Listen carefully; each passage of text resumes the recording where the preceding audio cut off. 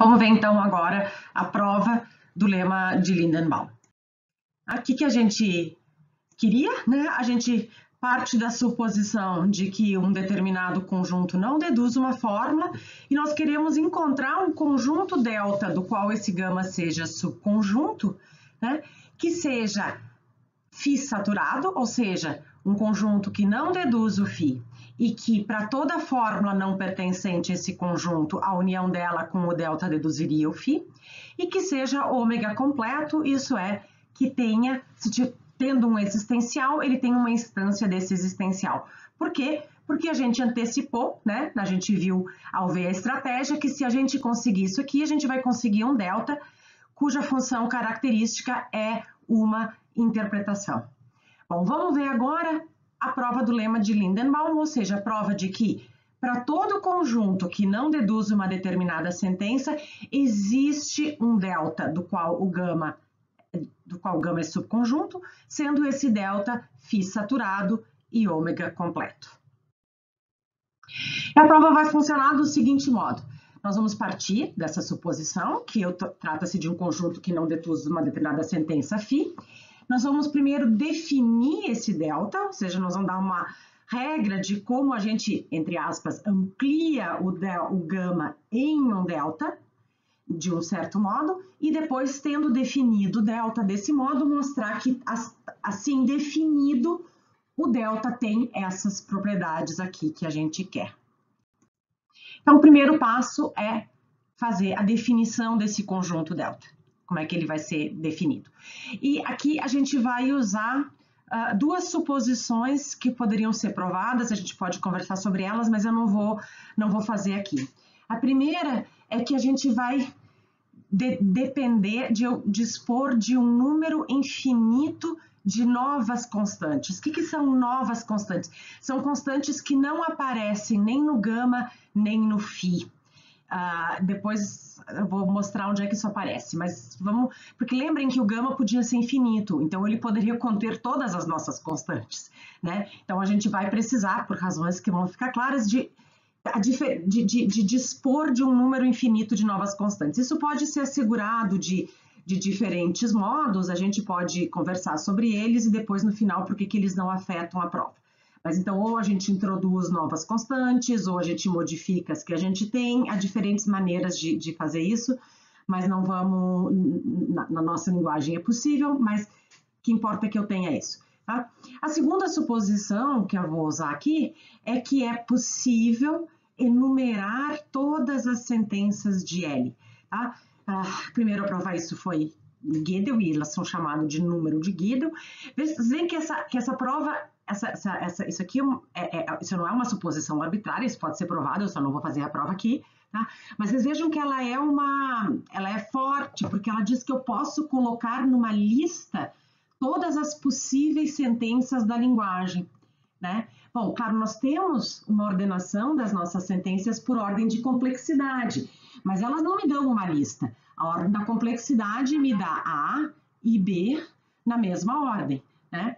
Mas o que essa prova, que aqui vai estar suposta, mostra, é que eu poderia pegar todas as sentenças e colocar numa correspondência unívoca com os números naturais, né? Eu poderia pegar, eu poderia listar, sei lá, uma maneira ficaria mais ou menos assim, mas lembra que aqui eu tenho infinitas constantes, né? Depois eu teria que pegar o não B, eu teria que pegar o C, implica não D, não E.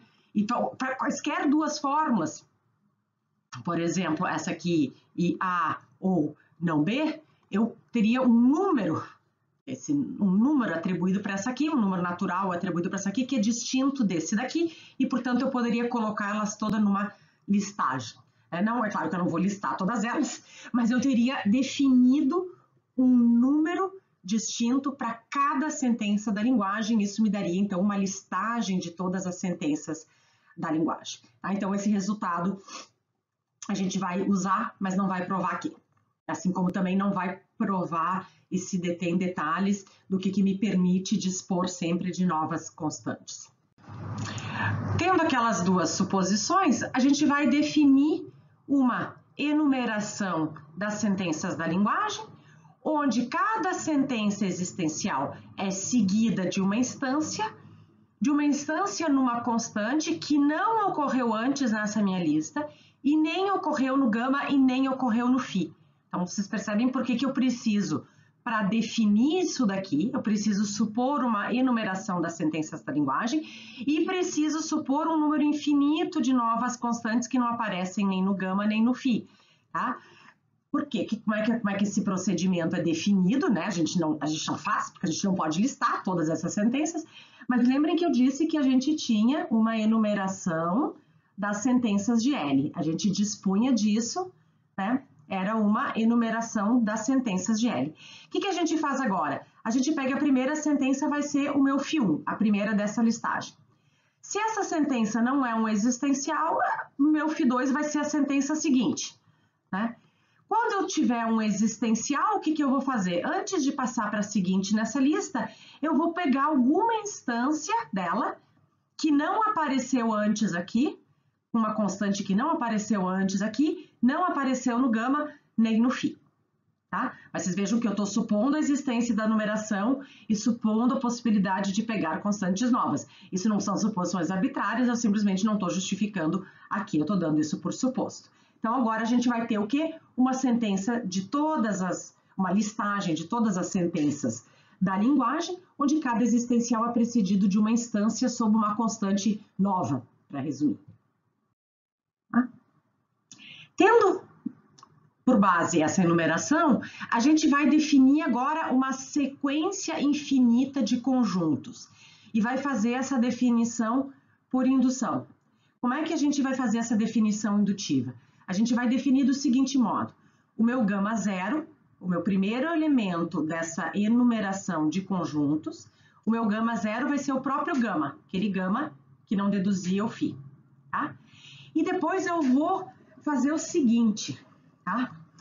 Eu vou pegar, então, eu vou fazer primeiro o φ1, o φ2, depois a gente lê a regra expressa de modo geral. Então, o meu gama zero é igual ao gama. Agora eu tenho que definir o gama 1. O que eu vou fazer? Eu vou pegar a minha sentença φ1, da minha listagem lá.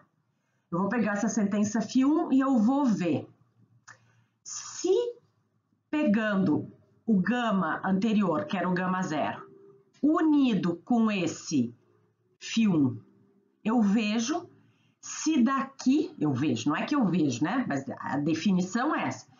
Se o gama zero unido com o φ1 deduz o φ, aí eu deixo o meu gama 1 igual ao que eu tinha antes, eu não acrescento.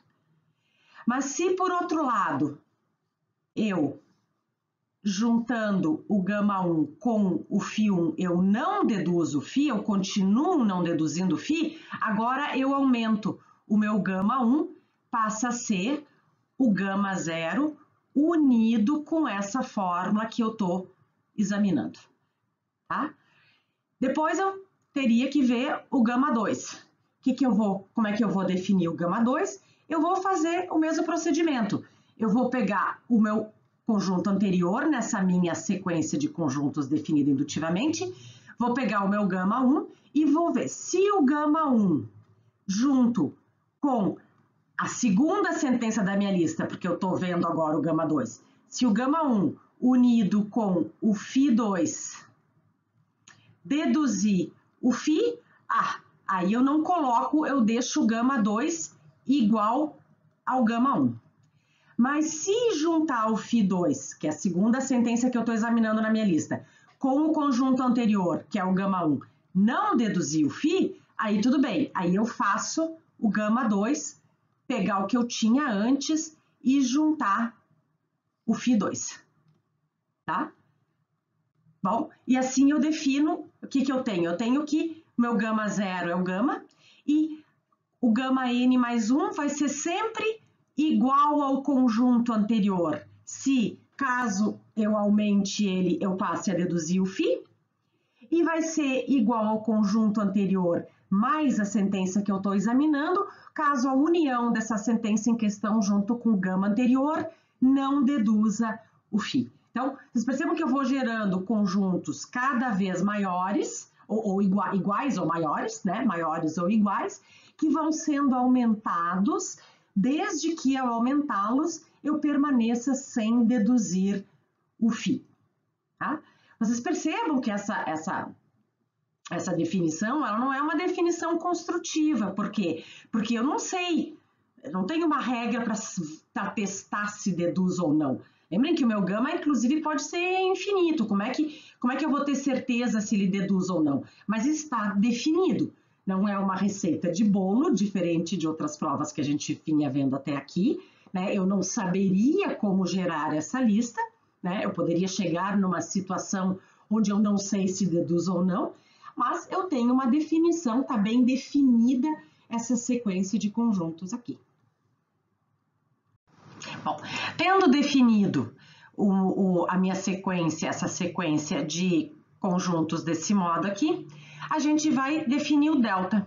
O meu delta vai ser simplesmente a união de todos esses conjuntos aqui, a união de todos os psis. Eu vou pegar a união de todos eles. E aqui a gente tem mais um aspecto que é importante notar, é que essa prova não é construtiva, e vocês podem colocar, a gente poderia colocar essa questão do seguinte modo. Vocês lembrem que cada conjunto desse aqui é subconjunto do subsequente, né?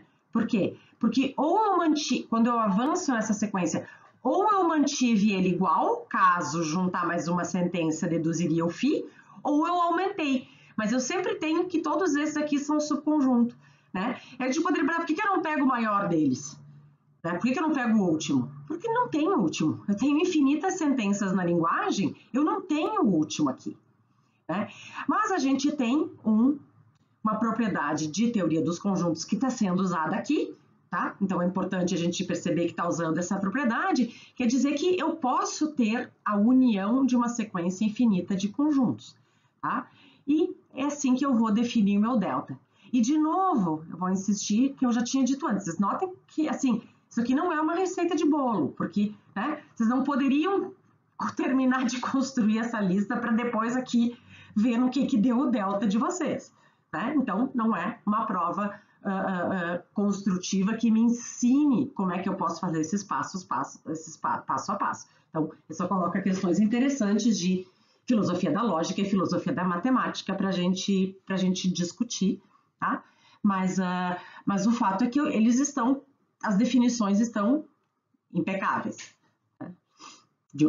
Dependendo de qual filosofia da lógica e da matemática se aceitar. Bom, então vamos ver onde é que a gente estava. Tá? A gente fez a definição, agora a gente vai para a prova. Mas vamos lembrar qual é que era a definição. A gente parte da suposição de um conjunto que não deduz uma fórmula φ.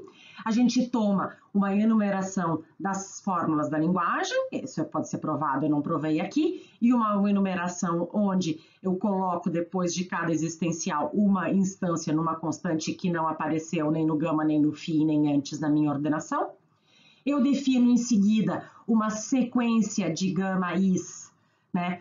Onde o primeiro é o gama e depois eu vou gerando mais complexos, aumentando, desde que eu não deduza o φ. E em seguida eu tomo como delta a união de todos esses gama-i. Tendo definido assim o delta, a nossa próxima prova é provar que o gama é subconjunto desse delta, que o delta é φ saturado e que o delta é ômega completo. Tá? Primeira prova, simplinha, né? De que o gama é subconjunto do delta. O gama é a união de todos os gama-is e o meu primeiro gama, que é o gama zero, é o próprio gama. Então, obviamente, ele está contido na união de uma coisa que tem ele. Então, esse aqui é simples. Vamos ver agora a prova de que esse delta, definido desse modo, é φ saturado. Eu tenho que provar o quê? Eu tenho que provar primeiro que ele não deduz o φ, que o delta continua sem deduzir o φ, que eu tendo definido o delta desse modo, eu não deduzo o φ. E provar que se eu botar para dentro, se eu juntar o delta com alguma coisa que não estava dentro dele, eu vou passar a deduzir o φ. Então, eu tenho que provar essas duas coisas para provar que ele é φ saturado. E eu vou usar aqui algumas coisas que eu também não vou provar aqui, a gente pode, como vocês podem tentar fazer a prova quem quiser e a gente conversa. Eu vou só comentar por que é óbvio, mas não vou fazer a prova. Tá? Primeira observação é o seguinte, é notar que para cada um dos meus gama n, para qualquer um desses gama n, eu não deduzo o φ. Bom, a prova deveria ser feita por indução em n. Então, como eu disse, quem quiser pode tentar fazer. Mas eu só queria comentar aqui, né, por que nenhum desses gama n, se eu pegar o gama 0, se eu pegar o gama 1, se eu pegar o gama 2, se eu pegar o gama 3, por que nenhum deles deduz o φ? Por que para todos eles eu tenho que eu não deduzo o φ? Né? Bom, no caso do gama 0 é fácil, porque ele é o gama e por suposição na nossa prova a gente tinha partido de um φ que não era dedutível de gama. Tá? Agora, o que acontece? Vamos pegar o gama 1. O gama 1, eu fiz o gama 1 examinando a sentença φ1. E do seguinte modo, se o gama 0 unido com o φ1 deduzia o φ, eu ficava com o que eu tinha antes, que não deduz. E eu só aumentava, se aumentando eu continuava sem deduzir o φ. Isso não vale só para o gama 1, isso vale para o gama 2, para o gama 3, para o gama 4. Para qualquer gama n que eu pegar, o meu gama n mais 1 só vai ser maior se eu continuar sem deduzir o φ. Tá? Então, quem quiser pode montar essa prova por indução. A primeira etapa consiste em provar isso, que nenhum desses gama i deduz o φ. Porque eu só aumento se eu continuo sem deduzir o φ. Bom, mas agora suponha que, embora nenhum dos gama i deduza o φ, né, como a gente viu, suponha por absurdo que o delta deduzisse o φ. Tá? E agora tem um passo importante. Suponha que o delta deduz, que existe uma dedução do φ a partir do delta. Bom, agora lembrem que toda dedução é uma sequência finita de nós, não é uma sequência, né? Mas ela contém finitos nós. Eu tenho finitas fórmulas que podem ter sido utilizadas como suposições. Ou seja, eu tenho finitas fórmulas, finitas sentenças do gama que efetivamente estão nessa dedução que eu estou supondo existir, estariam nessa dedução que eu estou supondo existir. Ou seja, existe um subconjunto finito delta linha do delta, né? Que é as hipóteses efetivamente utilizadas na dedução do φ a partir do delta. Isso, se existe, da suposição de que exista uma dedução do φ a partir do delta, segue-se que existe esse subconjunto finito. Bom, se esse subconjunto é finito, agora o que eu pego? Eu pego a fórmula φ de grau mais alto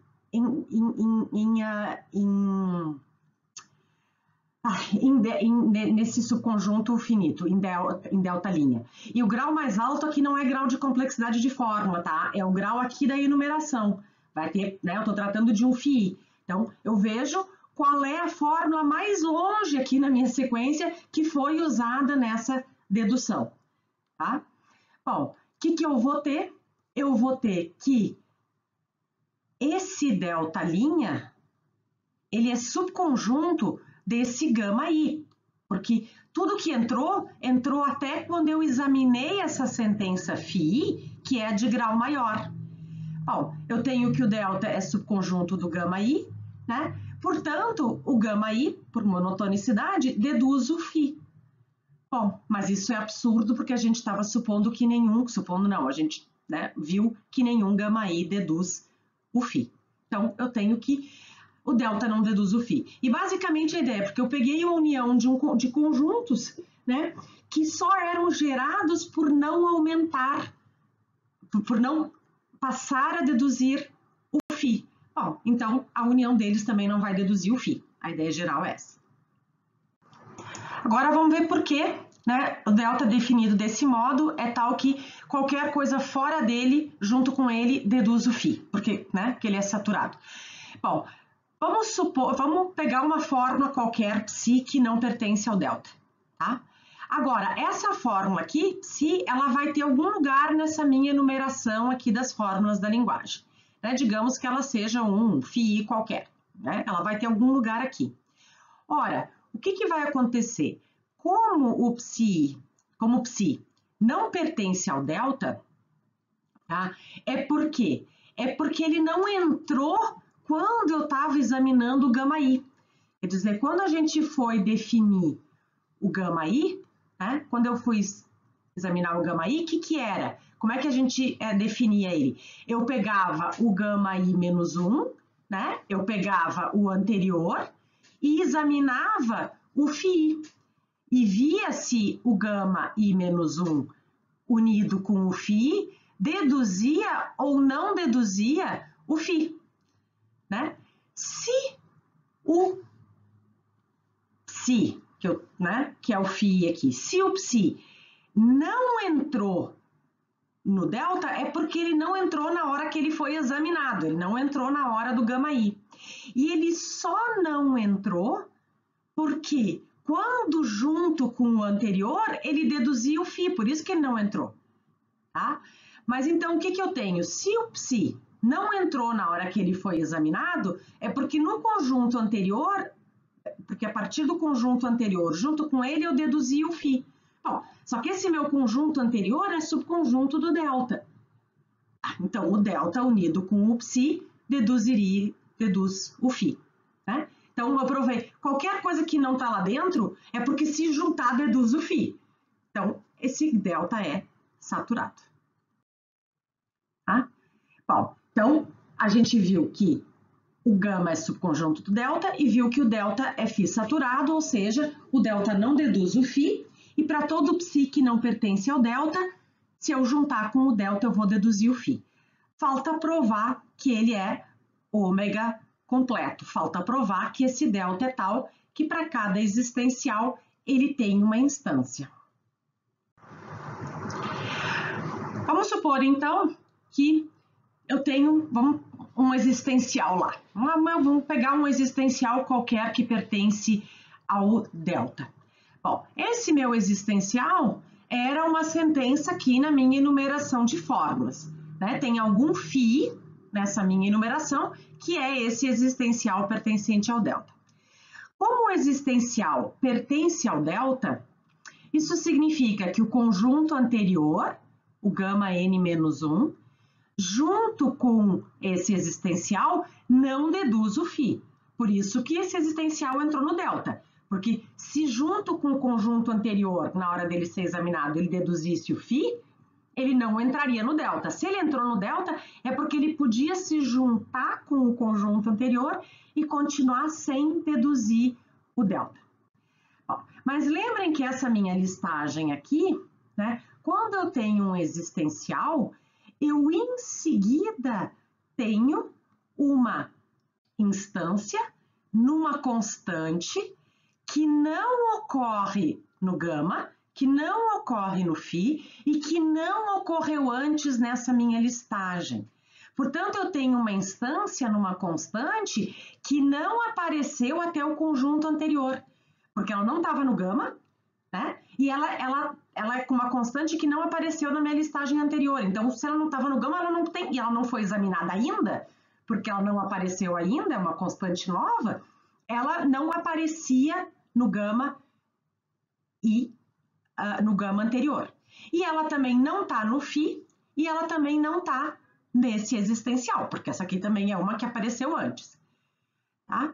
Mas agora, o que acontece? Vamos supor, por absurdo, que essa instância, junto com o meu conjunto anterior, deduz o φ. Tá? Aqui, desculpa, aqui não é, aqui é o gama I, né? Vamos supor que o gama aqui é I, tá? Deixa assim. Tá? Vamos supor que essa sentença, que eu vou examinar agora, que é o φ I mais 1, que é a instância, vamos supor que ela, junto com o que eu tinha antes, deduz o φ. Bom, nesse caso, né, o que a gente tem? A gente tem que, por eliminação do existencial, a gente podia passar a dívida dessa aqui, né, a suposição dessa aqui, para chefe, da secretária para chefe. E isso contradiria a suposição de que o existencial de que o existencial junto com o conjunto... não, aqui era gama I menos 1 mesmo. Tá? Então, deixem assim. Então, o que eu teria? Eu teria que isso contradiz, né, a suposição 3, que daqui eu não deduzi o φ. Logo, né, o que eu tenho? Eu tenho que essa instância da existencial não me causa problema, não pode deduzir o φ, porque se deduzisse o conjunto anterior com o existencial, deduziria, né? E não deduz porque o existencial entrou. Mas se o meu gama i junto com a instância não deduz o φ, bom, então essa instância pertence, entrou também, ela entrou na hora de eu examinar o φ mais 1, e portanto a instância pertence ao delta. Então, eu provei que o conjunto que o delta é ômega completo. Tá? Então, o que a gente viu? A gente mostrou que definido daquele modo, né, a gente tem que o delta é tal, que o gama é subconjunto dele, o delta é φ saturado e o ômega completo. Né? A gente provou que para todo gama que não deduz uma determinada sentença, existe um delta, do qual esse gama é subconjunto, delta é φ saturado e ômega completo.